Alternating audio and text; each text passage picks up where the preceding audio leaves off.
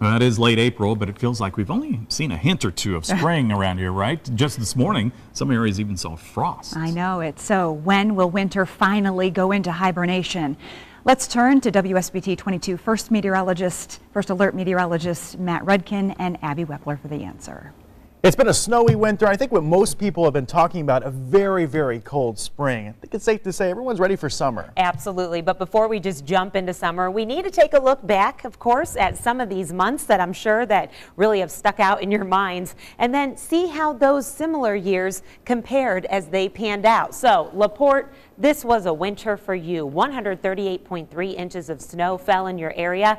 More snow here than the winter of 77-78. You know, the blizzard. That is the true story of lake effect. Notice our southern counties in the 20s, but this number right here is the one that will go down in the record books as we get our official totals in South Bend. So 93.1 inches of snow fell in South Bend for the winter season. And to give you perspective, our normal is 66.6. So it was quite a snowy winter. We are actually going down in the records as the 10th snowiest winter on record. And of course, winter being December through February. So that's just one piece of the pie. When we're talking about snow, let's talk about temperatures. Our average high is pretty close, about 0.2 of a degree below average at 33.6 degrees, but it was the mornings. Remember all those school delays? If it wasn't for snow, it was for cold. Our average lows were 2 degrees below normal. So it was a cold and snowy winter. And Matt, it has made for quite a spring so far. Absolutely. So we'll look at spring, see how it's shaped up thus far. We still have several weeks to go. Right now, 2018 is the coldest start to spring on record from the period of March 21st to just a few days ago, April 19th, at 36.5 degrees. You average out the highs and lows.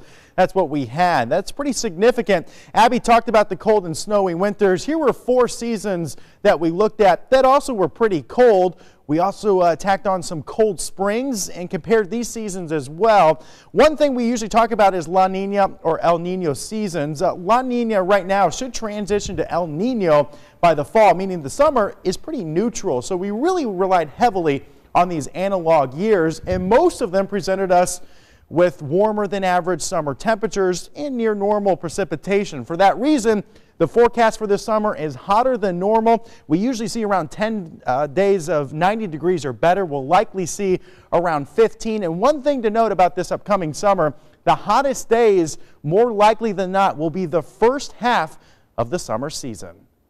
And you know, with it being the first half, it'll get here when it gets here and everything. If you've got allergies, oh boy, the next couple of weeks are going to be rough. Oh, yeah. Blow up all at once. I've heard a lot of people around here dealing with them. Yeah. Oh, but hardly anything's bloomed yet. Just wait. Yeah. If you deal with pollen, oh, that's going to be tough. But nonetheless, summer will get here, and I think for everybody who's just sick and tired of winter and spring, it doesn't even matter how many 90s, right? You're like, I just want one. I know. Warmer than average. I know. So many people who wanted the heat last year, you know, this is the year that you're going to really enjoy it. Almost everything, when you look at years in the past, if you rely on that, which we love doing, it's called analog forecasting, it screams a hot first half of the summer with a little bit cooler in August. So, which is good because all the kids, I feel like it gets hot in August when they go back to school. Right. Sure. So they can get out of school and enjoy it right away. Yeah, exactly. So now you can make your summer plans. There you go. Yeah. Right. In a couple weeks because it's still pretty cold. That's true. Yeah. Put a lot of work into it.